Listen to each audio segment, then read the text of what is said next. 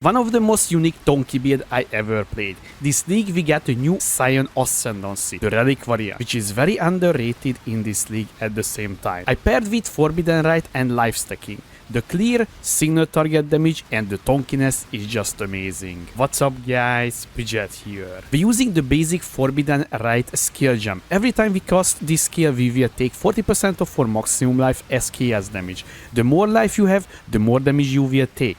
But this can be lowered down with chaos resistance. Also this skill deals 12% of your maximum life as base chaos damage. We getting rewarded for increasing our maximum life. Because we're stacking maximum life, we can use the Rotive Globe unique shield. This will provide us tons of spell damage and spell critical chance the more life we have. And because we're stacking life, this is a very straightforward damage increase. Although we will sacrifice every single time 10% of our maximum life when we're casting an ability, which we mitigating with our defensive scaling. We also generating frenzy and power charges pretty damn easily because we using the resonating shrine buff from the new unique shrine belt, and this is providing us also a maximum frenzy, power and endurance charge at the same time. So this belt is also providing us damage and tonkiness at the same time.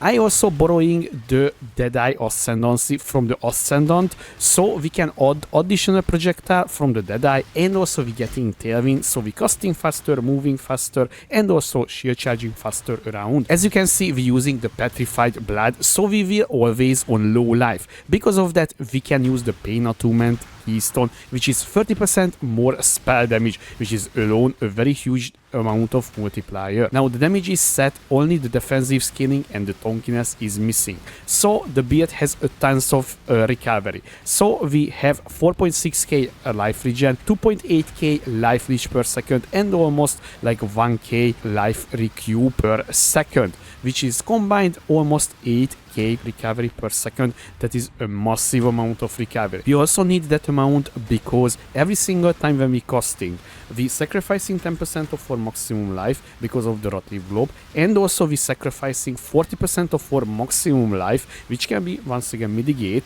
with the chaos resistance as chaos damage. So every single time when we casting, we taking around like 2.5k damage, so that this is why we need a lot of recovery. And also honestly, maybe more would never hurt, because sometimes sadly you can just kill your character with your self damage when there is nothing around you, although this is with only happens when you have the righteous fire on. And also we have a very huge amount of life pool, and this is helping very big time, because the more maximum life you have, the more maximum hit you will have. And also we have endurance charges once again guys, and that is getting generated every single time when we hitting an enemy or an enemy hitting us. So we have a very nice charge generation as well. I want to start with the items, and more precisely the unique items what we're using in the build, because we're using a lot of unique already in the build on our character. So let's start with the Darkseer unique scepter.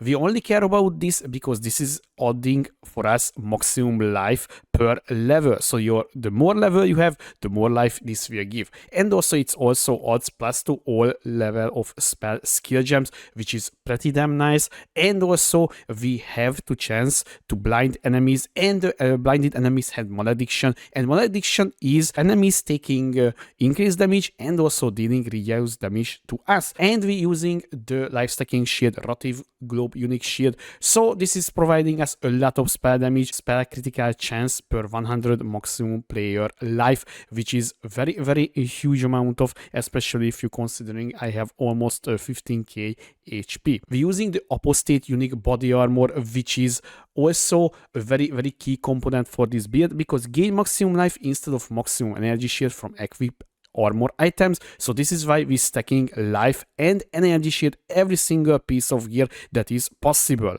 And we're using for survivability reasons the Defiance of Destiny, because this line gain 18% of missing unreserved life before being hit by an enemy, which is very welcomed in this build. We're using the Scream of the Desiccated, have the Refining Shrine and Resonating Shrine. So the Refining Shrine is giving us regeneration, and also the Resonating Shrine gives us us a chance to on kill, power, frenzy, and endurance charges, and also on the hit as well, and +1 to all charges. As I mentioned, we stacking life and energy shield at the same time, so that's why I have pure energy shield bases and maximum life on the boots, gloves, and on the helmet at the same time.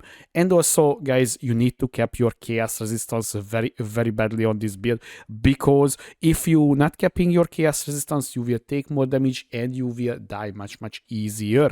And right now I have 80% maximum chaos resistance because I'm using a timeless javel. You will see in a second what I'm using. And the rings, guys, so once again the rings is providing us a tons of maximum life and also a little bit cost speed and chaos damage, and even more increased damage, as you can see here.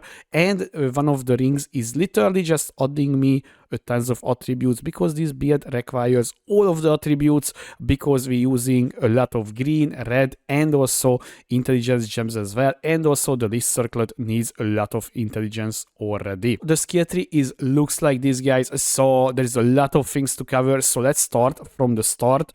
And we using at the start the Light of the Meaning javel with increased chaos damage in the radius, and we are putting here, as you can see here, with the good old Unnatural Instinct combo, and basically this is providing us a lot of cost speed, in spell damage, also life as well, and also a little bit movement speed as well, which the build is welcomes. The next unique javel is the Glorious Vanity Timeless Javel with Bathed in the Blood of the Sacrificed in the name of Siukwa, and this will provide us the Divine Flesh. So this is how we have 18% maximum chaos resistance, which is very important for this build, because even a few percentage maximum chaos resistance will reduce significantly the damage you take.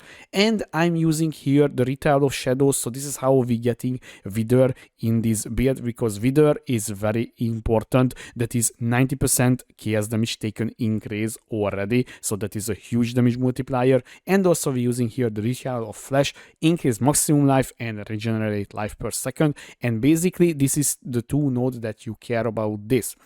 I'm using also a few cluster javel, as you can see here, so let's start with that one. So I'm using here Unwavering Reaver, Touch of Cruelty, and Unspeakable Gifts. The Unspeakable Gifts is the explosion source of this build. We have two of these, so we have 20% chance to explode, dealing a quarter of their maximum as chaos damage, which is very satisfying to hear and also very helpful in the clear side. And I'm using Touch of Cruelty here, and also we're using here Unwavering Evil, because this is how you can get a pseudo stun immunity, because when you casting your ability, you cannot be really you can't stand, and even if you would get stunned, you just ignoring it because this is a chaos ability. So this is how we getting stun immunity in the build. And I'm using here a medium cluster javel with aerodynamics and streamlined, because the projectile speed. Now that, guys, the projectile speed is kind of important for this build, because it will make the build much smoother and feel much more satisfying and faster, because your projectiles will land much faster, as you can see here. And I'm using the Forbidden Flame and Flesh setup with allocates Deadeye. Deadeye is providing additional projectile and tailwind. All of them is very welcome, because the more projectile you have, the more damage you deal. Simple as that. And also the tailwind is granting us a lot of extra movement speed, action speed, right? And this is how we can cost pretty damn fast. Using a Watcher Eye with increased cost speed while affected by Zealotry, and also gain Arcane Surge for 4 seconds when you create Consecrated Ground while affected by Zealotry. Why we need Arcane Surge? Normally Arcane Surge is not doing too much for a non-mana based build, right? Because we cannot even trigger the Arcane Surge. Although, because we're using the Arcane Surge, that will provide us, more spell damage, cost speed, and also I'm using this tattoo here, Runegraft of Resurgence. Arcane Surge also grants 15% increased life regeneration to you. This is providing us like 700 recovery alone. So this is why we're using this Watcher Eye. And I'm using, once again, the Storm Shroud. This is how we getting Elemental Elements immunity. You need 100% to avoid being shagged. I'm getting this from the boots, 60% from the suffix. This is I got with an essence, and I have an implicit with the same mod from the ground searing exarch Eldritch currency, and we using here the intuitive leap. So honestly guys, this is very cheap in this league and very useful for this build. We taking here the vampirism, the melding, and also the pain attunement, because once again guys, we on low life all time, so we are benefiting from this one basically for free. It looks like very weird, I know, but this is pretty damn correct. We're using a lot, I mean a lot of life regeneration tattoo. As you can see here guys, almost all of the strength nose is transformed to life regen, because this will provide us a lot of regen, almost like 1k on its own, so it's definitely worth the investment, and lose a little bit strength for that. You know, losing that much strength is you losing life, but you also gaining a lot of regen. The Ascendancy, as I mentioned, we using the Reliquarian, and we taking here the Maw of Conquest. This is how we recouping very easily life in this build. And also we using the Burden of Shadows. Spells deals all that chaos damage equal to 5% of your maximum life. Additional damage because we're stacking life, which is very nice, and skill cost increase, blah blah blah cost, but who cares, because we can infinitely just sustain this ability pretty damn easily. Also we using the Nameless Bloodline, and we taking the Toll Price, so our utility flask are disabled, we're not using a single flask, and we have the Unseen Hand, so this is why we can have free ring in the build. This is, I think, the best setup for this build, because once again guys, we need a lot of attributes, and also, you know, more maximum life is always welcomed in this build. Now the gems and gemlings guys. So once again we're using the Forbidden Rite. I have the imbued level 1 increased critical damage as well. This is a very nice imbued, and this is provide us tons of extra crit damage. We're using here the Void Manipulation, greater multiple projectiles, increased critical strikes, Spell Echo, and Arcane Surge. In the gloves, we're using Immortal Call with more duration, cooldown recovery level 3, and cost 1 damage taken. Now, the thing is, guys, because we can very easily once proc the Immortal Call. As you can see here, we're procking it. And we also have like 5 endurance charge. When this thing is procs for like 3 seconds or even more, you basically became immortal for that duration. And also, while the Immortal Call duration is up, you gaining back almost immediately the endurance charges. So technically speaking, I could enable the Immortal Call and the endurance charges at the same time in this build, but in the PoB I did not done that. But as you can see, as you was seeing it in the showcase, we was not having any issue even on Uber Shaper or Uber bosses. In the weapon, we're using Righteous Fire, Petrified Blood, and Vitality. Honestly guys, Righteous Fire is kinda okay to turn on, so technically speaking you can run it if you want, but honestly I was not really needed in my opinion even on Ubers, because the damage is still super good without it, and also just making your life recovery much worse, because we have a lot of maximum life, so we're taking a lot of damage from this one, so maybe with more investment we could sustain this one.